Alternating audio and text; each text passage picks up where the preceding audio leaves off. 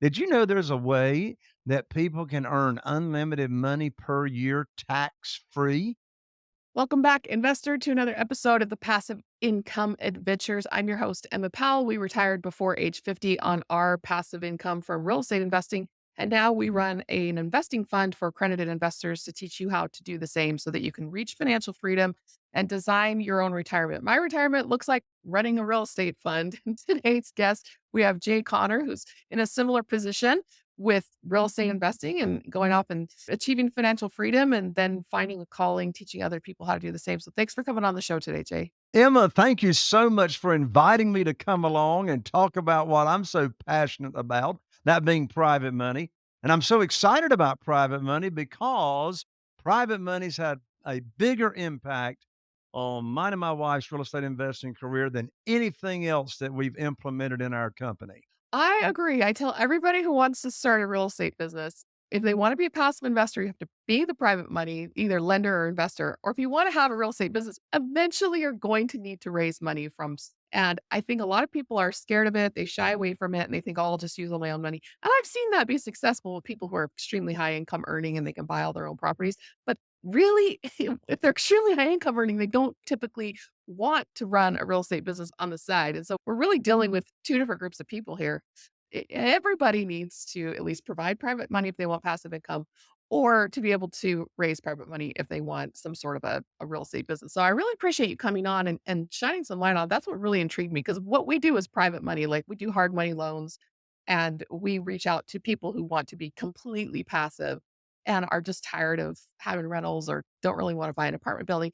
Give us a little bit about your history, your credibility, how you got to this point, like your past story, and the listener, why anybody should listen to Jay Connor about private money. That's a good question. Carol Joy, my wife and I, we started investing full time in single family houses. Now, we've done a lot of different types of real estate. I've built a shopping center from the ground up, I've done condominium projects, but our focus ever since 2003, has been single family houses here in Eastern North Carolina. Now, we're in a very small market on purpose. I decided in 2003 if I can't drive by it within 30 minutes, I'm really not interested in it.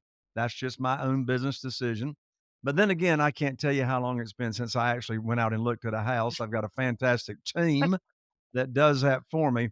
But anyway, so we've been full time for a long time, 2003. We're in a small market, only 40,000 people in our total target market, and we'll do 2 or 3 deals a month. But average profits right now are $82,000 per flip, per fix and flip that we do. And I don't say that, Emma, to brag at all. I say that and share that to make a point. And the point is, you don't have to be in some huge populated area in some huge market to be making significant income. I would rather be a big fish in a small pond and dominate the market. So that's what we're doing. From 2003 until January of 2009, all I knew to do was go to the local bank. I never even heard of hard money from Yes. 2003 to 2000. I didn't even know what a hard money fund was. All I knew to do was to go to the local bank and have my line of credit there. And I'd get on my hands and knees and put my hands underneath my chin and raise my skirt up so they can look at my personal assets and my financial statement and my credit score. They made all the rules. They did all the underwriting. That's the traditional way to borrow money. And so that's what I did until January 2009. What happened in January 2009? I had 2 houses under contract that represented over $100,000 in profit. And so I called up Steve. Steve was my banker at the local bank that I've been doing business with for 6 years.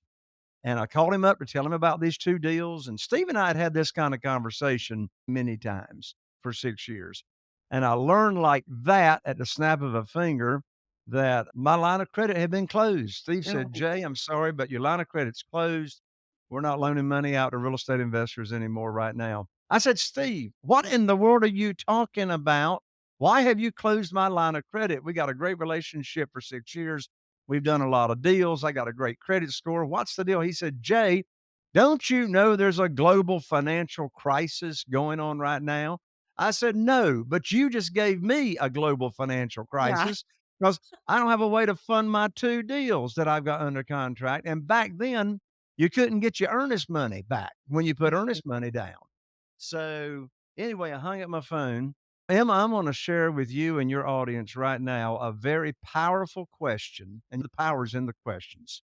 I'm gonna share a very powerful question that I asked myself sitting right here at this desk when I hung up the phone with Steve. I said, Jay, who do you know? And by the way, this question will help fix any problem anybody's got: career, financial, relationships, health, it don't matter. The question I asked myself was, Jay, who do you know that can help you with your problem? And by the way, people running around saying every problem's an opportunity. I want to throw up. I didn't have an opportunity. I had a problem, right?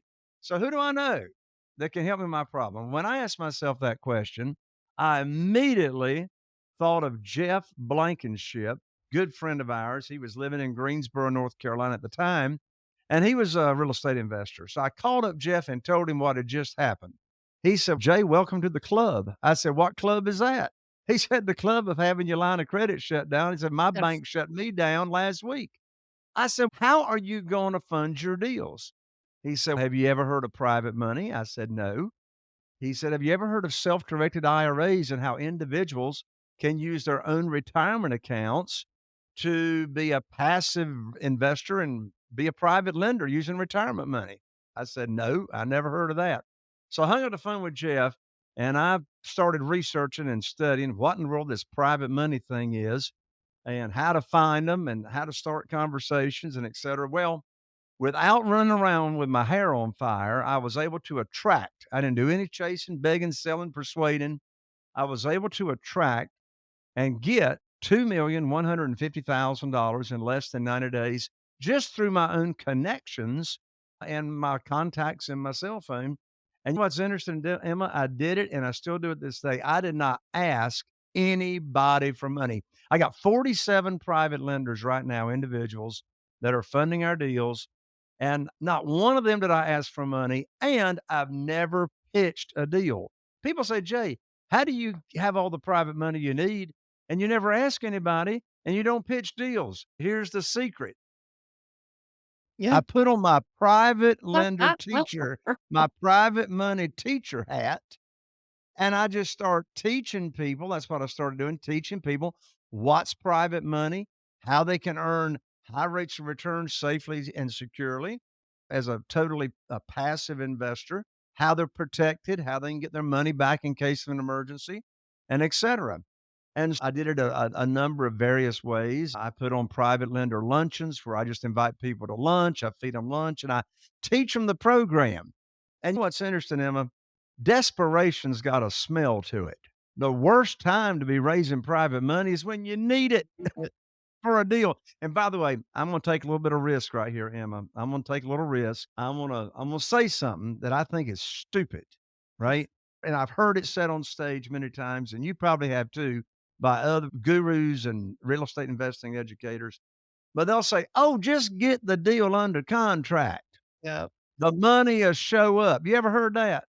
Oh, they say it a lot. It's a way to get people to buy their expensive program. Just buy the Exactly, it's deal, money stupid. will come. Yeah, it's like, that's so stupid. It's like, where's the money gonna come from? Is it just gonna, like, rain out of clouds or something? So that's why I practice and preach, get the money lined up. There's always gonna be deals. Get the money lined up, and then you can have think about how much more confident and how many more offers they're gonna make if they got the money lined up or a relationship, say, with a hard money lender. But anyway, so how do I get deals funded without pitching deals? Here's the secret. We separate the conversation of teaching the program. The new private lender says, okay, I got X number of dollars I want to start with. When you get a deal, or I've got retirement funds, I'm not happy with those returns, I'll introduce them to my self directed IRA representative, get their funds moved over. And then when I got a deal for them to fund, I give them what's called the good news phone call. I'm not calling them to pitch a deal. Of course, they want to fund the deal because they're waiting for the phone call, particularly if they move the money over to a self directed IRA company. They're not earning any money until they Mhm. put that money to work. So here's the script, and then I'll turn it back to you, Emma. Here's the script of exactly what I say when I've got a deal from the fund. I'll call them up, we'll have a little bit of chit chat, and I'll say, I got great news. I can now put your money to work. I've got a house under contract right now in Newport, and the after repaired value is $200,000. The funding required for the deal is 150,000, so that matches up to what you told me you've got. And closing is going to be next Tuesday, so you'll need to have your funds wired to my real estate attorney's trust account by next Monday. I'm going to email you the wiring instructions. End of conversation. The most stupid thing I could do is ask them, "Do you want to fund the Or deal?" you're interested. Of course they want to fund the deal. They've been waiting for me to call them up and put their money to work, particularly if they've moved retirement funds over Mm. to a self-directed IRA company at my recommendation.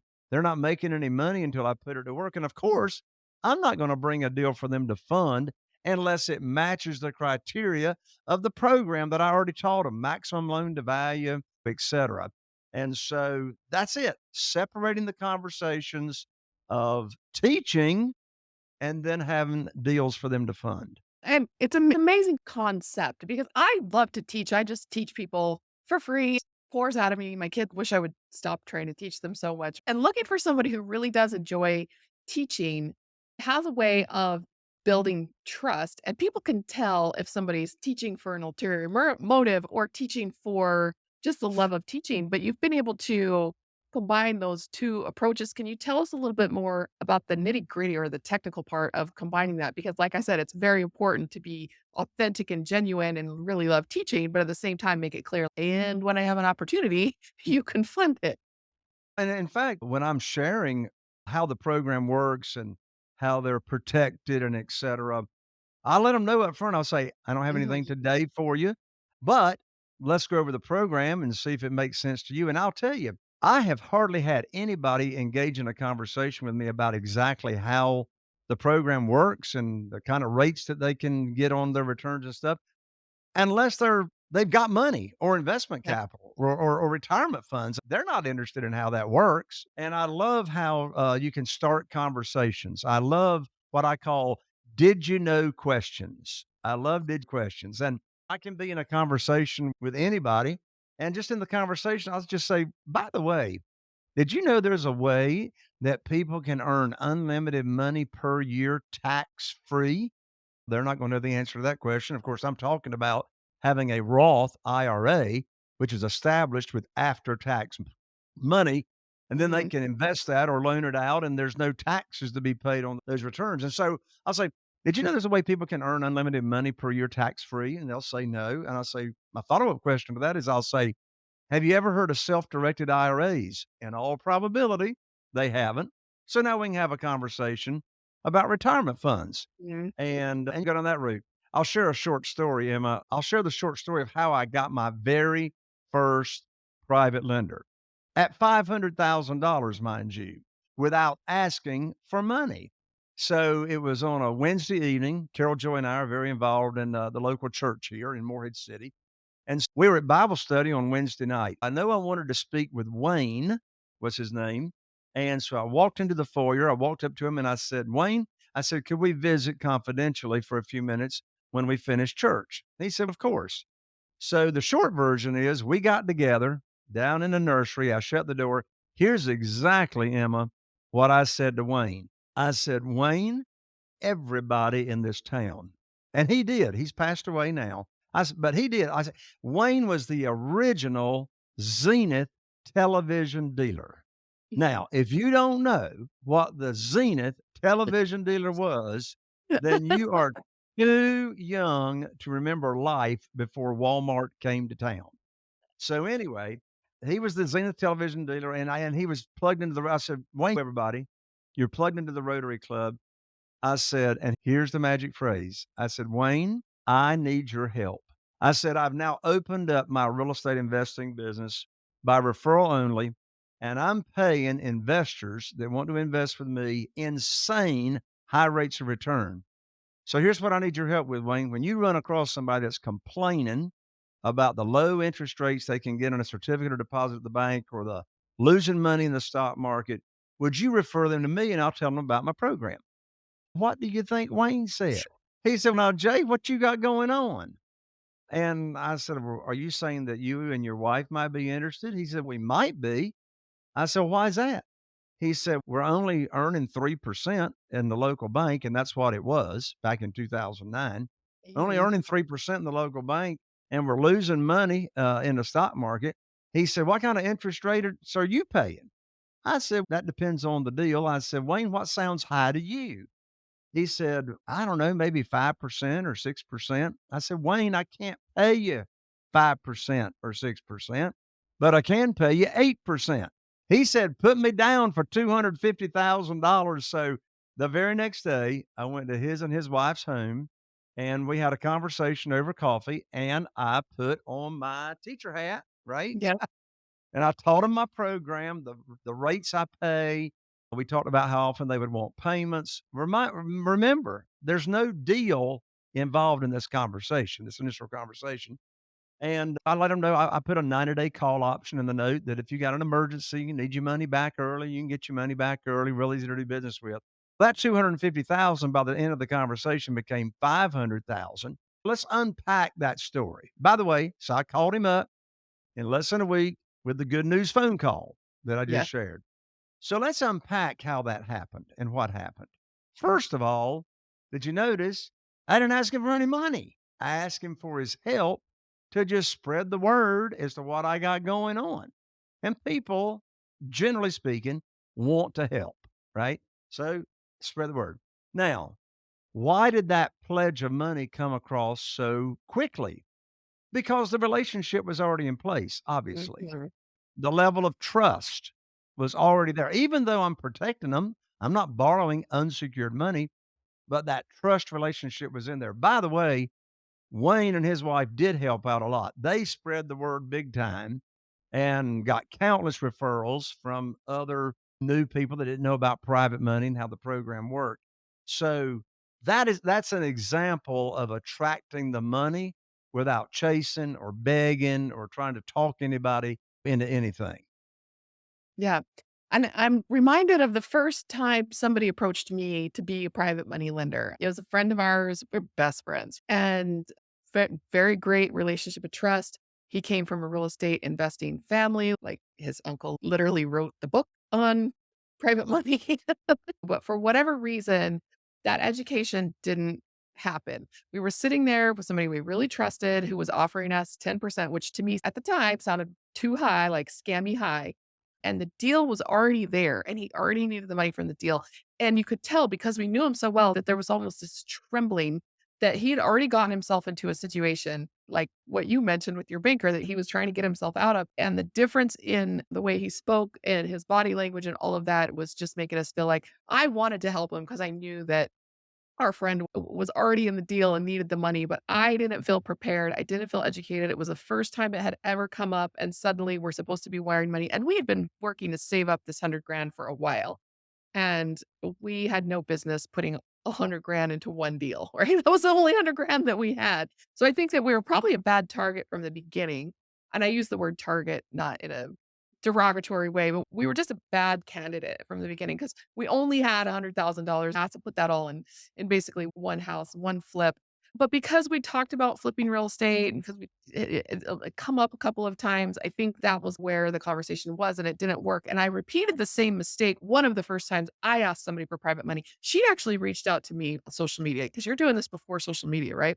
And Oh, she yeah. reached out to me on social media from a group that we were in, a Facebook group, and explained it to her, "I'm not gonna make the same mistake," and then when I did get a deal, I called her and I was very excited, and I said, "Hey, there's a deal, we need to move," and she said, "Wait a second, like, I haven't even talked to my husband about this. I didn't really this is moving fast." I said, "We talked about this, it moves fast. Once you find the deal, you need to move," and I guess I had not done a good job of preparing her what that next step process so I failed in the teaching as well because she reached out to me. I thought she was ready. I didn't educate enough and she wasn't ready. And so these are some of the classic mistakes that I'm hearing I'm making, our friends are making, and that you somehow seem to avoid making because the first person he had this conversation with actually did fund your deal. And what you did in the middle was just getting together with the spouse, sitting out, doing the education before a deal ever came along, from the story that I just told you or the stories I just told you, are you what's the missing piece there? Why didn't it work? Is it because the education was missing, or are you seeing some other things there that could have worked differently in those 2 situations? Yeah. The first story of your friend wanting to borrow money, you felt and you smelled his desperation. And when you sense somebody's desperate, it makes you run. It makes you Mhm. run. Like they're scared. We attract the same emotions that we are putting out. And if that person that is having a deal that to be funded, as I said a minute ago, the worst time to be raising money is when you need it for a deal. So that desperation, oozed out kind of thing. Now, the other story you just shared about your friend that had reached out to you, had she told you the exact amount of money that she had that she wanted to invest? Yes. Alright, alright, so that's good. We just didn't have some open-ended unknown checkbook. Yeah. And so she had told you an exact amount.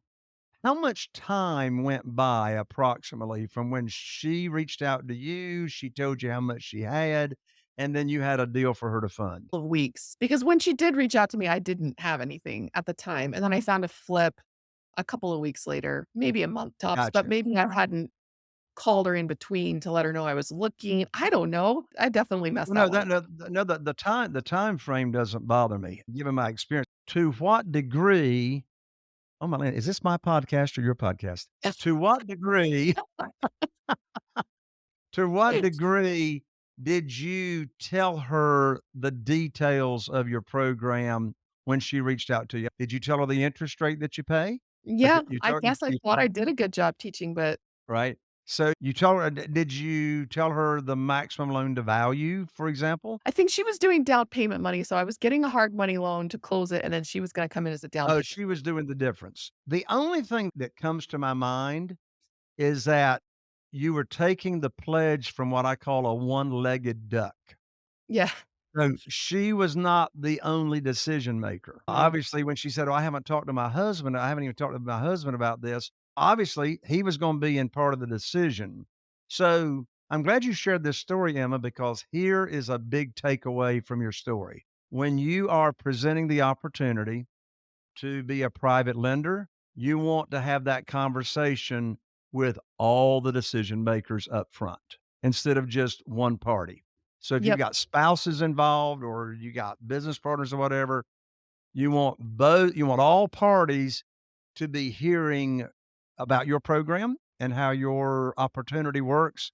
And then there's no, oh, I haven't talked to so and so. Yeah. I it's so many things that so many factors. This is why I really wanted to talk to you because the selfishness of hosting a podcast and getting somebody to myself for a little while and asking all the questions that either I want to ask because my current self needs to know that, or recognizing that the conversation has value for my past experiences to the listener who may be going through this. So let's shift gears a little bit to the kind of person who is going to be the private money lender, to the kind of person who is going to be asking for the private money, because we have both types of listeners on this show. People who have already are making a great income, like your friend. He had some cash and he just was like, I have enough money now that if I get really started investing in it and add to the pile as I work over the next, say, 10 years, that I can get $2 million rolling in play and I can earn, say, 10% income off of that annually through private lending, and that would make me basically 200 grand worth of income after taxes. You do have to pay tax on interest income, but if you do it through your IRA, that's already tax advantage, and that's one thing I like to make sure that people understand. And then the other type of person who doesn't have enough money from their high paying job that over the course of the next 10 years, they can't get $2 million in play where they can retire earlier, hit financial freedom. And they're like, I need to figure out how to make more money. And so you have somebody who's maybe gonna be starting a business or starting a real estate business to earn more money, trading time for money. That's not passive, right? But then you have people who are like, I already have a job. I don't need a side hustle, right? So let's talk about those two avatars, the two ends of the transaction. What kind of Sure. person is it? And describe that so our listener can identify which one they are most likely to be. So let's talk about from the perspective of a private lender that Mhm. is going to be loaning the money out to the real estate investor. So, what are the things to look for and be aware of. First of all, if you are interested in being a private lender to be a passive investor, the first question is, how well do you know the person that's the operator that's going to be borrowing the money? At the end of the day, really, private lenders are not investing in the deal. They're really not investing in the deal. They're Mm-mm. really investing in you, the operator, is who they're investing in. So, what kind of reputation do you have? How well do you know them? Now, I've got a lot of private lenders that I've not even met in person. It's all been over the phone or on Zoom because they were referred to me by a current private lender. That's what we call the trust bridge.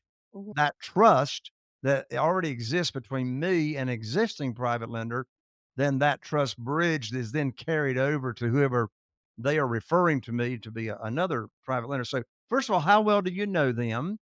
Secondly, how much experience do they have? Now, one common question I get from new real estate investors is, who's going to loan me money and I've never done a deal? And the answer is probably nobody, That unless you are joining hips with a business partner that's already done a lot of deals. And so yeah. you can leverage the experience of your business partner. That's why so many of my students and my coaching members leverage the relationship with me because we're in business together and they get to leverage my experience of rehabbing over 500 houses and being in this full time since 2013.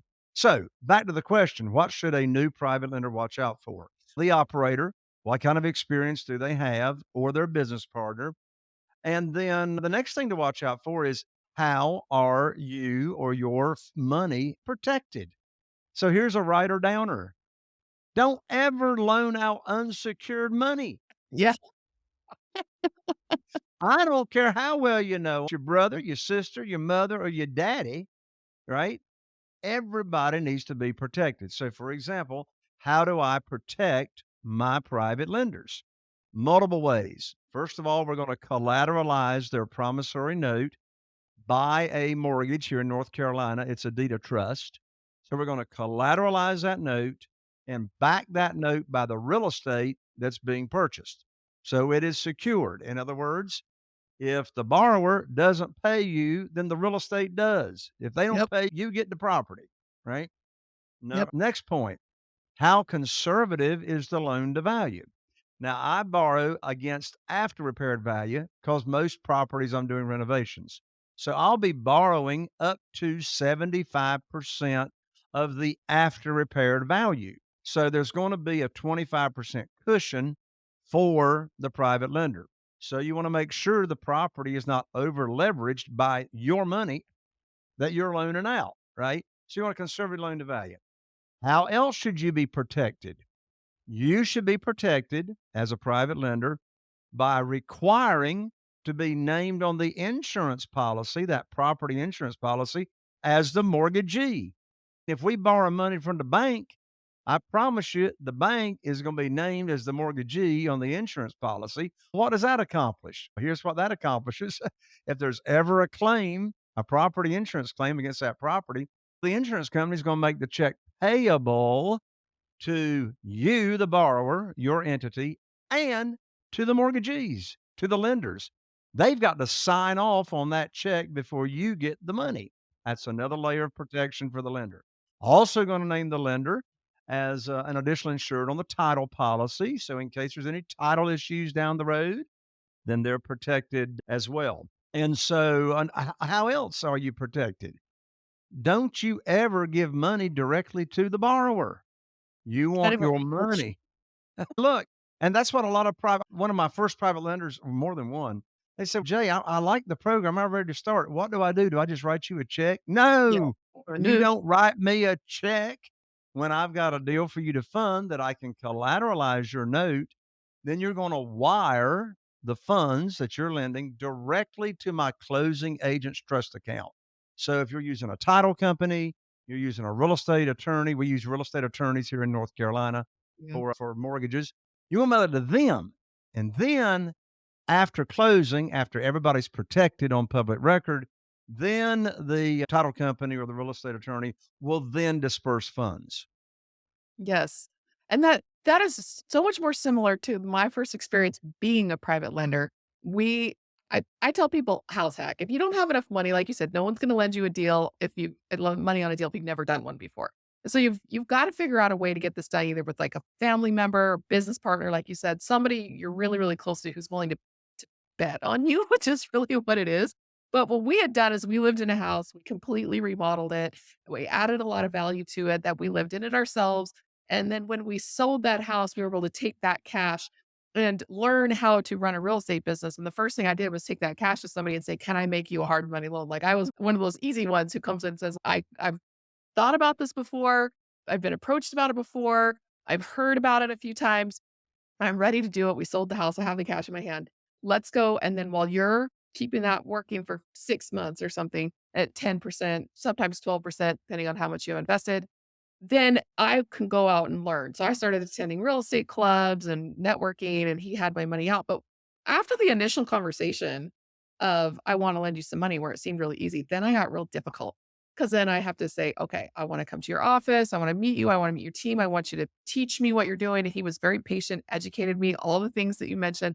It's going to go to the trust account. We're going to have it leaned against the property, like all of this kind of stuff. Here's the address. Check it out. All I just felt he had told me everything I needed to know, but I freaked out a little bit of buyer's remorse, a little bit of fear, right? It wasn't all the money we had, but it was close to all the money that we had in one deal, and that was probably a mistake. And so one of the things that I tell my private lenders now, in addition to everything that you just mentioned, and you tell me what your opinion is of this, I always ask, like, how much money do you have in general? What's your net worth? I have to ask them if they're an accredited investor because our fund is for accredited only, right? But at the same time, I'm like, is this the only $300,000 that you have to your name other than your salary? And if the answer is yes, I don't want it. I'll take 50, right? But then you need to figure out how to go get more or diversify. You can put it in lots of other things, but I don't want such a huge chunk of your net worth. And making sure that they don't make the same mistake I did because I invested much of my net worth in one deal. I got very nervous and very scared over the following months because it was a big flip and it took a long time. And so that was one error that I made. I don't think he made that error, but he never did ask, like, how much money do you have? What is your net worth? Are you qualified to be putting this much money in one deal? And for me, that's now very important. Diversification is huge. So how do you counsel your private lenders, not being a financial advisor? How do you say, look, the loan to value on the property should only be 70, 75%. But what about portion of their net worth? How do you have that conversation about their personal finances? I have a very general conversation. I don't ask them specifically, "What's your net worth?" I don't ask them how much reserve you've got. I'm not comfortable asking that because it's really none of my business. Yeah. However, I do advise them.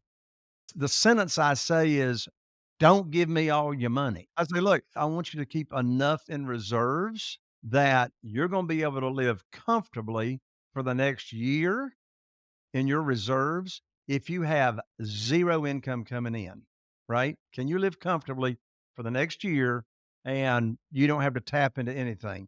So another thing I'll say is I want you to have plenty of liquidity over on the side for any kind of rainy day that comes up. I'll say, even though I'm giving you a 90-day call option in the promissory note and you can get your money back in case you have an emergency, and it probably is only going to take me 2 weeks to replace it, but it is 90 days. So, Mhm. in other words, just don't put yourself in a corner. Yeah. One thing that makes it easier for me is I need to at least know their minimum net worth that it qualified to be an Right. accredited investor. But the other question that makes it easy without prying too much into their finances is something more along the lines of, what are your expenses that you're going to need to be covering? What would you do if you lost all this money? People are afraid to ask that question because they're afraid that then now you're putting the idea of loss into their mind and then they get cold feet and then they might not invest. But to me, it's almost like a test to say, how cold are their feet? How nervous of a lender are they going to be?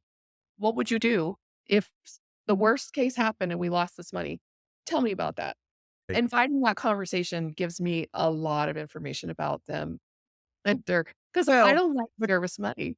sure, because of your own personal experience, it's Mhm. very natural for you to have that kind of conversation. Because I'm Mhm. sure that when you have that kind of conversation, you're probably sharing your own personal experience.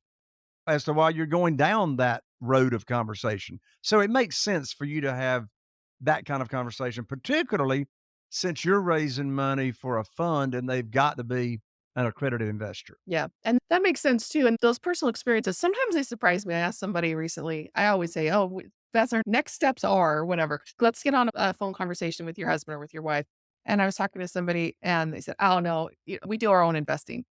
He's got his thing, I've got my thing. And I was like, "Oh, yeah, that can happen." Because normally it's, "Oh, I haven't talked to my husband yet," or "I need to talk to my wife or my pastor, my brother-in-law, or my financial advisor," whoever it is. So normally I say things like, "What's your normal decision-making process that you go through before making these decisions? Who needs to be involved?" Like sometimes they say, "I need to pray about it," or "I need to talk to my pastor." It doesn't matter what it is. I just need to know what it is to make sure that if they need to talk to me, ask me any questions, that I'm aware of what their next steps are, because I tend not to do like the one call close, especially with a lot of people who reach out to me are complete strangers, right? And so I need to build up a relationship and make sure they go through their regular decision making process. But I guess with you, when you first started, people knew you really well.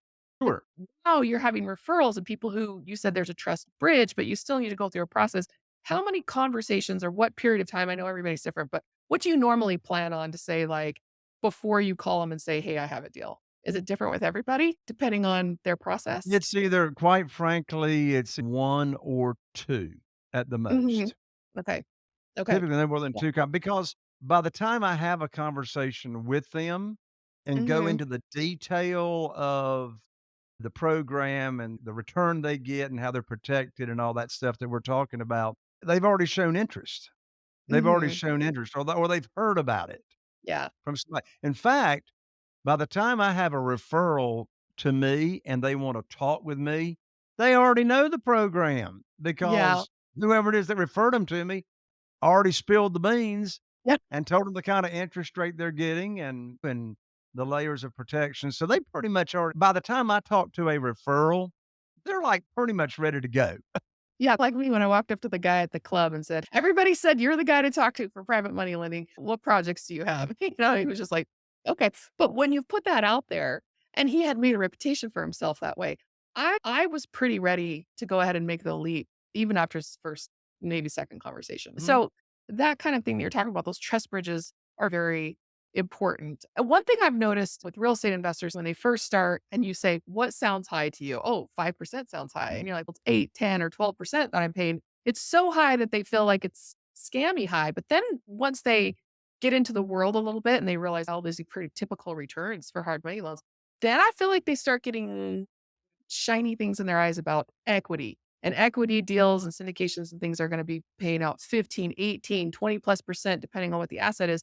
And a lot of people are like, "Oh man, I can perform so much better with the equity." Or can I be a down payment partner instead of on the lean end, like a equity partner?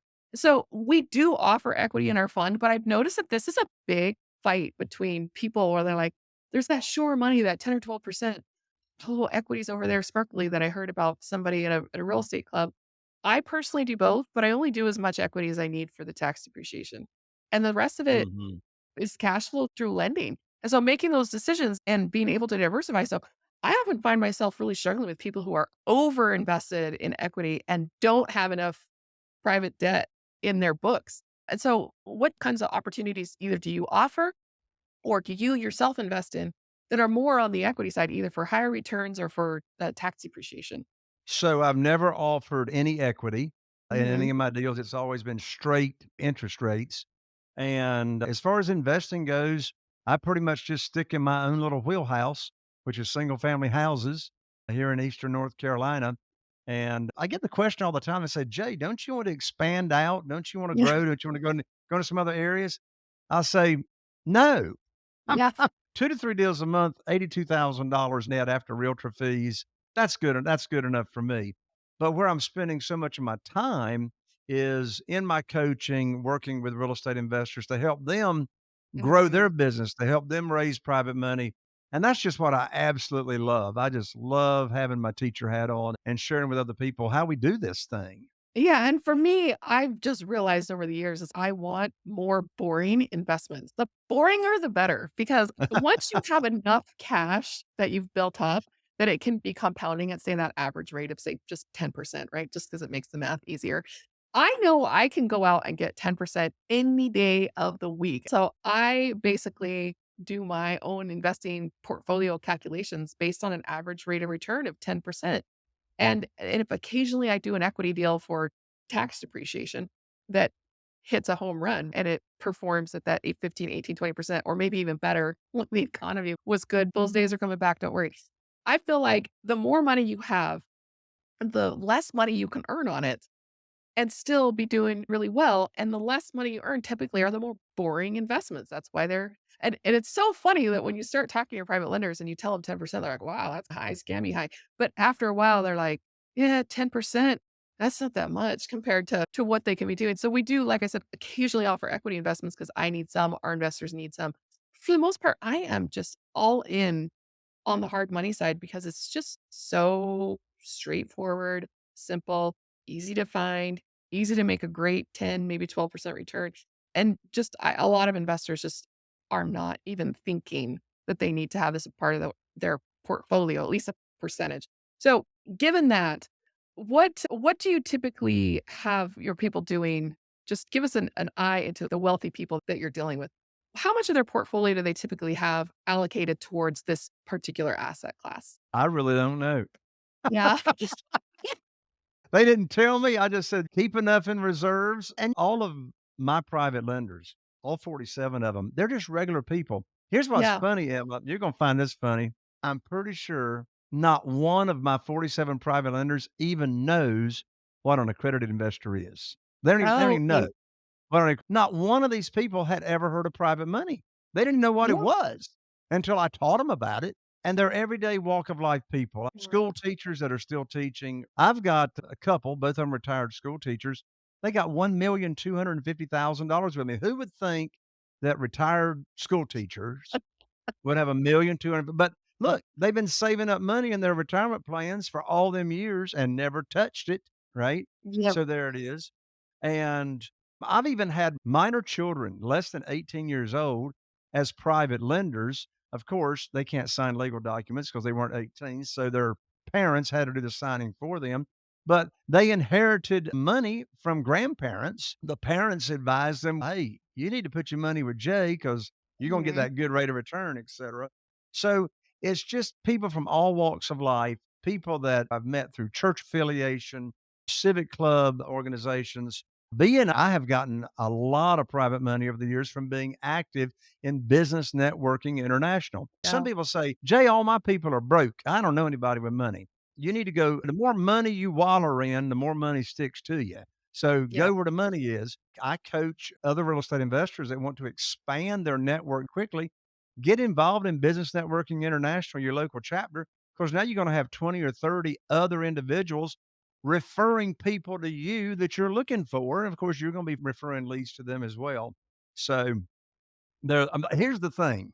There's more money out there available than there are deals. I promise you. Yeah. There's more money than there is deals. So get the money lined up first. Yep. Well, and such a good point. And I love that you brought it up because so many people will say, I don't know any rich people. Where do I go to find them? Do I have to fly first class? Do I have to join a country club? And well, those are good options. Get an expensive hobby, take up scuba diving or motocross or something, whatever you enjoy. I did this once where I invested in a sports team and I got to sit in the owner's box and enjoy the game from there. And I noticed when I would bring potential investors with me to the game, I'm like, shh, watching the game, right? So just make sure that it's a hobby that you can actually network and participate in the conversation with. So I had to just go to the games by myself and then get another one. I got an invitation just in my inbox in LinkedIn all the time. Hey, I'm speaking at an upcoming conference in your area. Would you like to come? I can get you free tickets. And it's a conference for, say, founders, CEOs, sales executives. And I just show up at these conferences because people invited me and they're just downtown. Like I just go downtown. Even when we were traveling full time, I was in Florida. Somebody reached out to me on social media. She said, hey, I see that you're in Florida right now. I have tickets to a conference for free. Do you want them? And I showed up and met a bunch of people and found some private lenders there. You have to go where there are opportunities, but people just don't even think about it. BNI is a great one. You've got business leaders there who are really interested in getting referrals, giving you referrals. What are some of the other best places that you go to. For me, it's conferences, local stuff, real estate clubs, big time because they all love real estate, and a lot of them have cash because they just sold a house or something like that. BNI, what other places do you recommend to your students to say, "Here, go find some money at these kinds of places?" A great place to go where there is a lot of money and they are wanting to loan money out to real estate investors. They're wanting to loan it out on real estate and be passive. And that is at self directed IRA Uh, conferences and networking events, right? yes. Over 70% of account holders at self directed IRA companies want to loan, they want to be a passive investor Yeah. on real estate.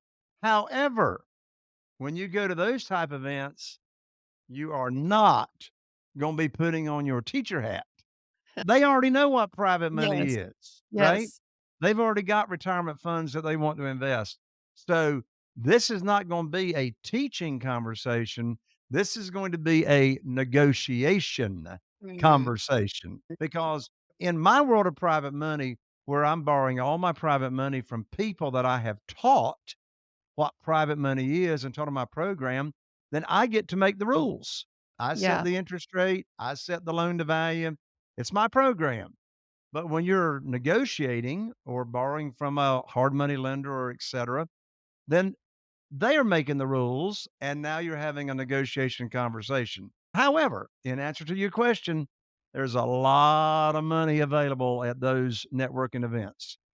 Do you find those to be so competitive because there's so many other people there to raise capital from that it's not sometimes not worth going? Because there's it's a like you were talking about the ponds, a big guy in the small pond or a little guy in a big pond. When you show up to an event like that, everybody's looking for opportunities, but then everybody's flowing in. So you're not the only real estate guy in the room at an event like that. Well, that's why I've never done it.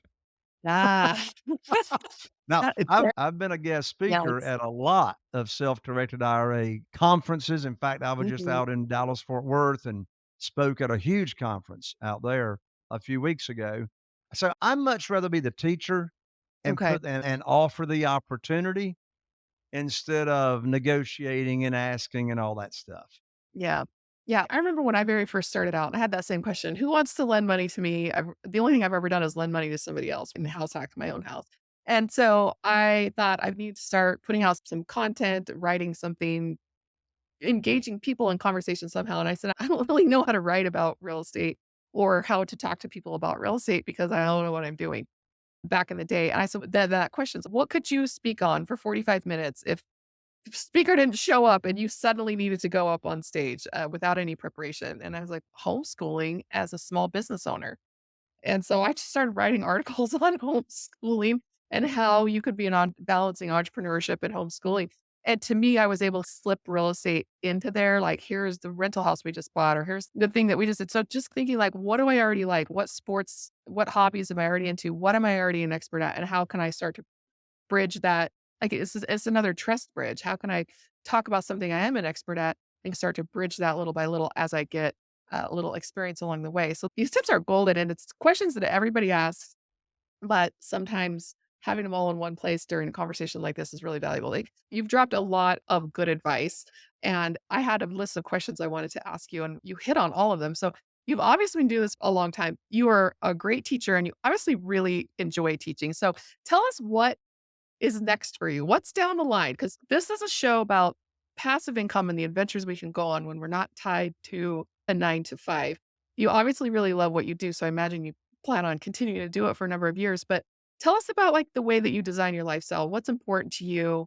What kinds of decisions go into the choices that you make for how you spend your time? Yeah, what I am most passionate about is making an impact. I've reached that age in my life that it's a whole lot more about significance and making an impact than it is exactly what's the dollar figure in the checkbook, right?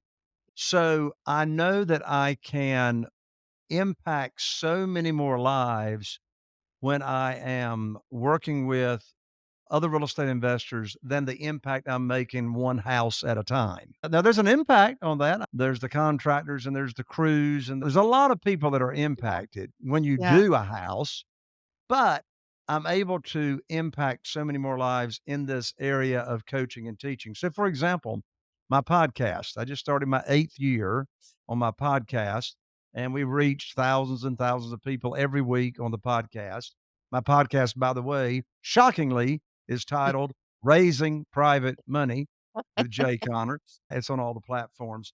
But doing that, I really enjoy being a podcaster. I'm interviewing people that have raised private money all the time and interviewing them about how they go about it. So, what's next for me is scaling and growing my coaching that I do for real estate investors. I've been coaching other real estate investors ever since 2011. But for example, I'm so passionate about sharing what I know. I just finished recording, Emma, my brand new private money challenge. It's called the 7 Day Private Money Challenge. And it's a series of 7 videos, and they're only 15 to 20 minutes long, so they're very digestible, right? Mhm. Gives a great foundation on private money, what it is, how I go about raising it. It's all framed with how to raise all this private money without asking for money that we've been talking about it. And Emma, when somebody enrolls in the private money challenge, they immediately get the first video training in their email inbox. In the next 6 days at 9 a.m. Eastern, they get each subsequent video training. And if you want me to, I'd love to give out the URL, the website where people can come join the party. Yeah, fire away. How do people get in touch with you? You mentioned your podcast.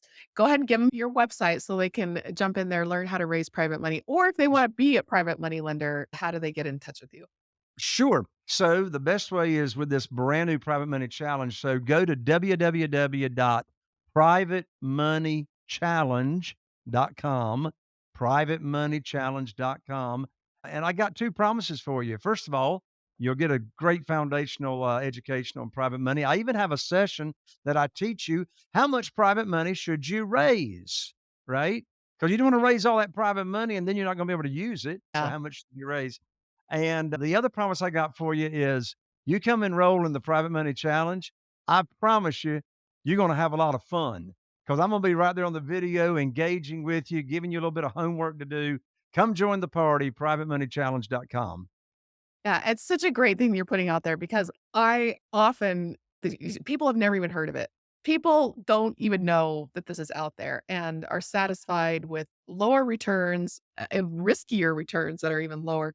And I feel like feel so strongly about it. Like private money has changed our lives from being a private lender to now helping other people be private lenders. We're private lending. We'll join forces. Like basically, if my money goes out on a deal, I'm like, come join me.